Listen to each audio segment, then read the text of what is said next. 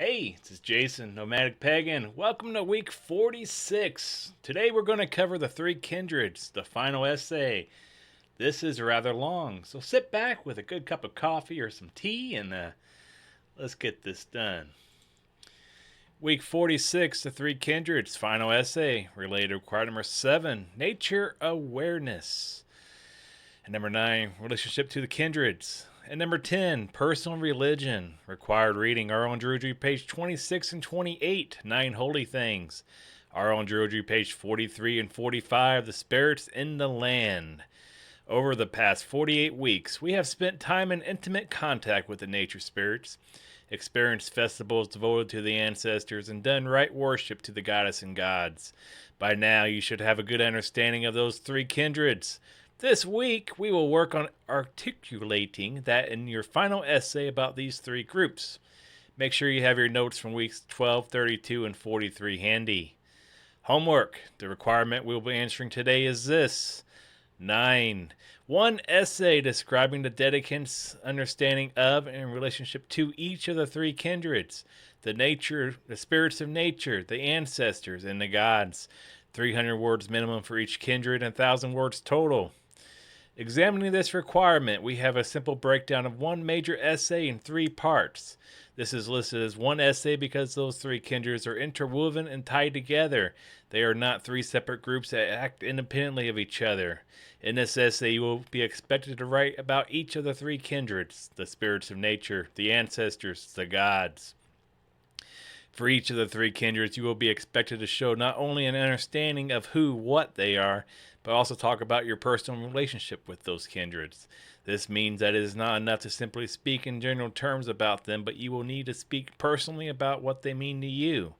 Some things that can help you when you consider these are some things that can help you when you consider each of these three kindreds as you write your essay are as the following.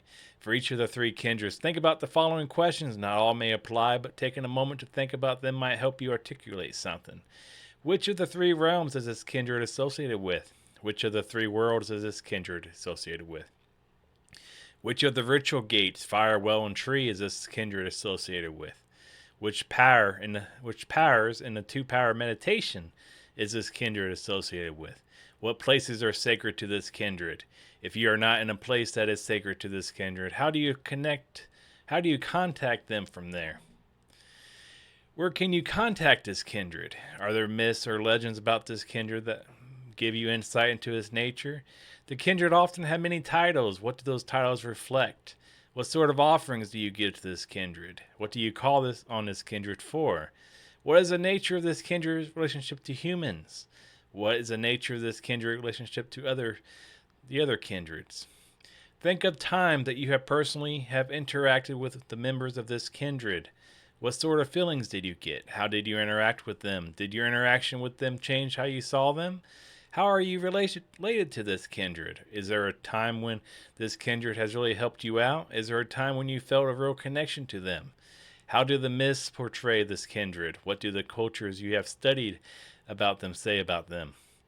What does they say resound in you?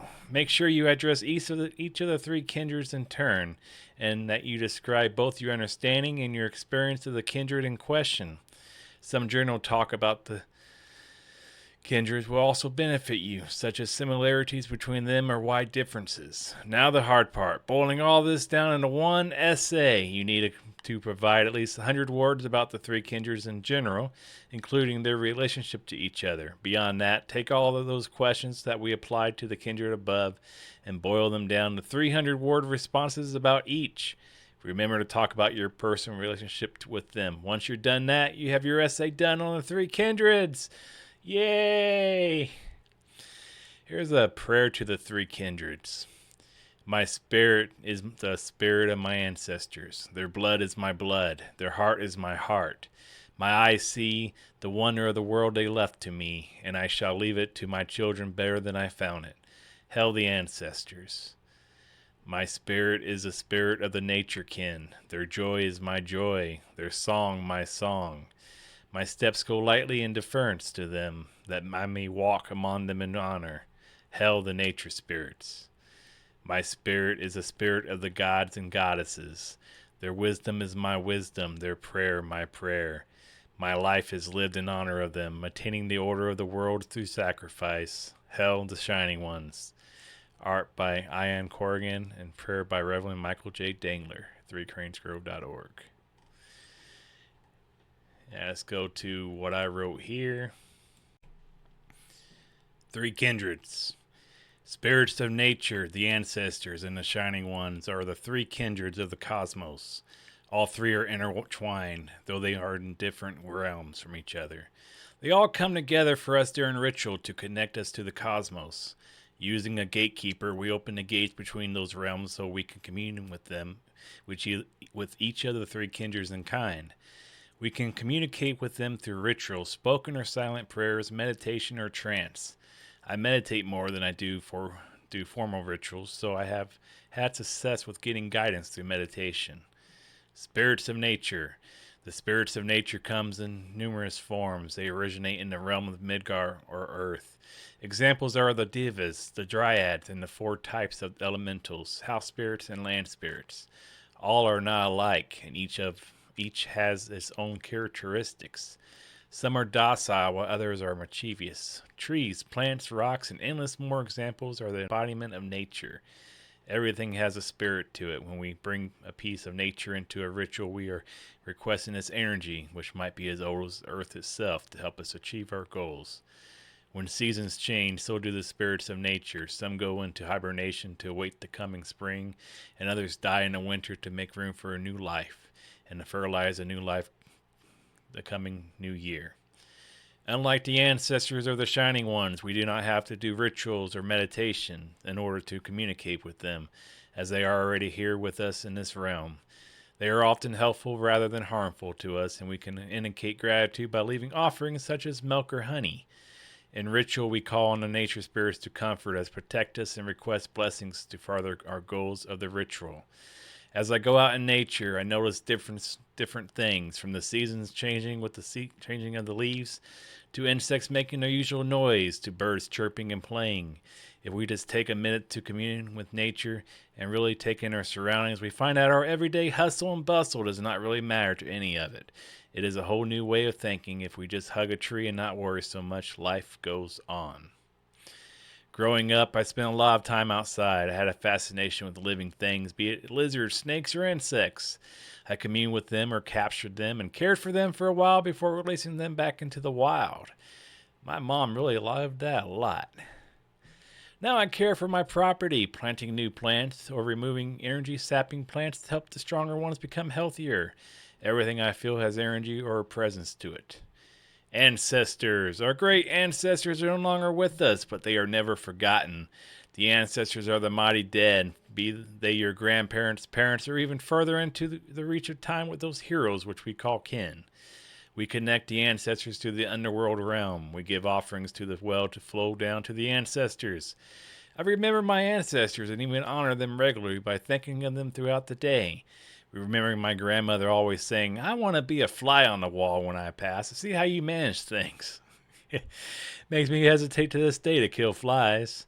But I hope I had made her proud. Every year around Samhain we put out our ancestor altar with a collage of pictures, decorations, and objects of importance that they liked or owned in the past. I light a candle every day to bring them to the light and help me honor them. Death has always interested me. It is the finality of all. Or is there something after death? My ancestors, I have made it a point to honor them regularly, as I believe putting the energy out there for them will help keep their presence with us. I am hoping they passed along with the ebb and flow of things. My patrons are Odin, the All-Father, the All-Seeing, and Hel of the Underworld. Hel, as my patron, has been interesting. She is the caregiver of those who died of sickness or old age. So when someone I know has passed, I say a prayer and light a candle for Hel, to make their passing comfortable. And, it always makes you uncomfortable. And I hope you go to hell. The Christians don't understand that. That's kindness. The ancestors of the bone, the people who have come before us, the Native Americans, are at the forefront of my mind when I think about ancestors of the bone. The people who tended the earth before we came along are the ancestors of the land. It was a simpler time for them, but a more dangerous one as well. If we just ask, the ancestors can give us their energy and wisdom.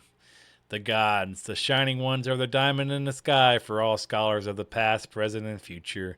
We connect the shining ones to the sky realm, and ritual offerings are given to the fire for offering to go to the gods.